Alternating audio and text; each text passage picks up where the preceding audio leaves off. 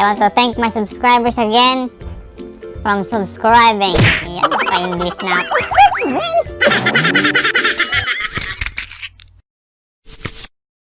Annyeonghaseyo! So, ayan. Hi guys! Welcome back to my channel! Alright, so mag one day shoot tayo kasi weekends lang po tayo mga nakakagawa ng content, kaya one day shoot lang tayo ngayon. Alright, so ngayon naman ay expressions ulit tayo. Basic Korean expressions. Ayan, so sa food pa rin ang ating category. At yung mga bago pa po sa ating channel at ngayon lang pa po nakapanood ay please like and subscribe our channel, Kaanyong TV, and click the ring button, ring bell, ayan, yung notification bell para ma-update po kayo sa ating mga videos na i-upload in the future. Ayan, so pangalawa po ito dun sa ating basic Korean expressions. Alright, so no further ado and let's go to our lesson. Let's go! So ang basic Korean expressions natin ngayon ay ito. Ayan, dalawa. 배고파요 at saka 배불러요. So ibig sabihin, I'm hungry and I'm full. 배고파요 and 배불러요. 배고파, 배고파요, 배불러요, 배불러. Alright. So yan. So ano ito sa translate natin sa Tagalog? 배고파요. Gutom ako. Yan. So dito muna tayo sa 배고파. Yes! I'm hungry. Alright. So sa Tagalog, gutom ako. Wow! Sa Ilocano. Ay nako, iba yan sa Ilocano. Ito siya sa Ilocano. Ayo, grabe. Bisbisin na ko. Ayo, grabe. O, makaano na yan. O, sumangkot nga. Ayudan. Nyamon ni Kapitanan. Uray ko, umayti. May sanga kalding. Kasi ko ma. May sanga sakong baga. Kung may sanga kayo, no. Bikal di tata. Magsik mo tiraw. Makawam mo. Sardinas mo lang. Makauman ta sardinas sa kanan. Every day, every hour, every night. Ayun, mabisbisin taon. Alright, so ayan sa Ilocano. Pero sa Kangana ay ganito lang po yan. Ayun man, dagang ako na. Pero may dagang ko na. Siya lang. Ano lang po, ayan. So, yun po yung translation niya. So, 배고파. 배고파요. 배고파요. 배고파요.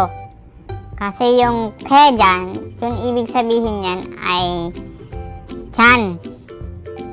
Okay, chan. Stomach. Yan ang ibig sabihin ng pe.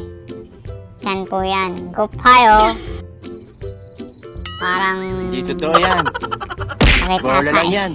Sa yung pe dyan ay stomach. 배고파요, I'm hungry. Gutom ako. So, ayan siya guys.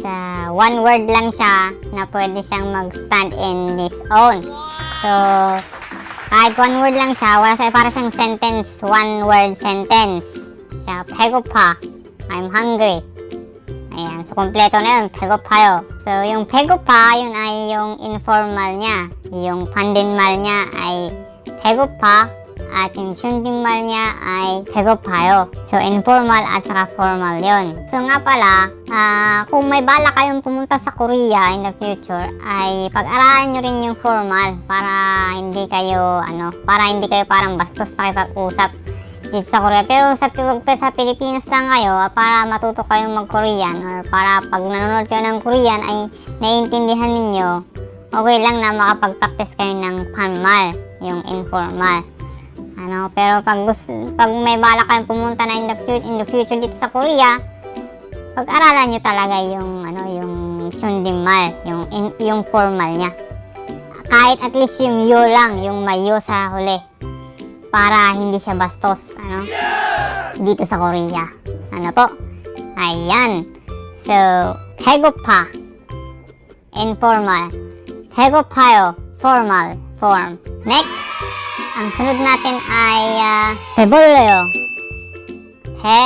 볼러요. 배불러. 비불러. 배불러. Yan. So, yun yung tamang pronunciation niya. 배불러. 배불러. 배불러요. 배불러요. I'm full. Busog ako. So, sa Tagalog, busog ako. Sa Ilocano, ano kaya sa Ilocano? Tingnan natin, guys. Ito siya. Grabe, nabsugap ka talaga. Naglain ka talaga, agluto. So nga, kayat ko ti umay dito yung balay ko. Ano, agluto ko. Talaga nga mabsugap ya. So nga, no, biga man ako. Umayak na niya. Tapno, makarama naman tiluto nga naka. Yung imason, tapno, mabusog-busog tangan. Nya paray. Ayaw na paray.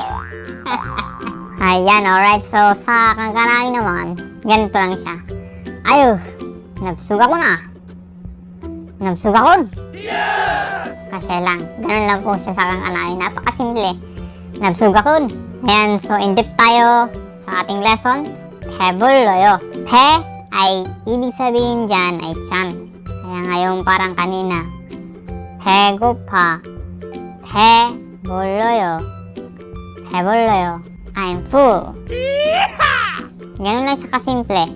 So, ayusin na yung pronunciation niyo. Makukuha niyo siya pag pinaksis yun ng pinaktis. Hindi kayo mabubulol. Parang kagaya ko. Okay, so, 배불러요. Okay? 배불러요. Pag bilisan mo lang siya, 배불러요. 배불러요. 배불러요. Ganun siya, expressions na. 아이고, 배불러요. Ganun siya, expressions na mga Korean. 아유, 배불러요. 맛있겠다. 맛있어요. 잘 먹었습니다. 잘 먹었어요. 잘 먹었어요. 배불러요. yung kanina naman, yung 배고파. 배고파. 배고파. 너무 배고파. 밥 먹고 싶어. 그렇게. Alright, so review natin. 배고파. 배고파요. 배불러. 배불러요. Alright. 수부kan yung i-pronounce ito. Ready, go. 배고파요. 배고파요. mabilis. 배고파요. expression niya, 배고파요. 아유, 배고파요. 아유, 배고파. next. 배불러요.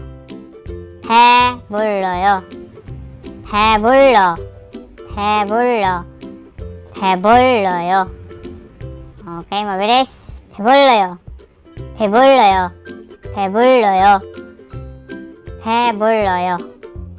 Okay, 아이고, 배불러. 많이 먹었어. 많이 먹었어. marami akong nakain. Busog ako. Yan siya. Okay. Yan, so yun ang ating lesson for today. 배고파. 배불러요. I hope na may natutunan po kayo sa ating video for today. At paalala ko lang po dun sa mga gustong pumunta rito in the future, pag-aralan niyo mabuti yung formal expressions niya. Okay po? Yung kahit at least yung may yo para standard siya. Kasi kung walang yo, informal yon. Okay? Parang bastos dito sa Korea pag nakipag-usap ka sa hindi mo kakilala, pinapanmal mo siya. Okay po? Ayan, so hope you enjoy and you learn something here. So, I want to thank my subscribers again from subscribing. Ayan, pa-English na ako. Ayan, so salamat po at see you to the next vlog. 다음에 봐요. 안녕.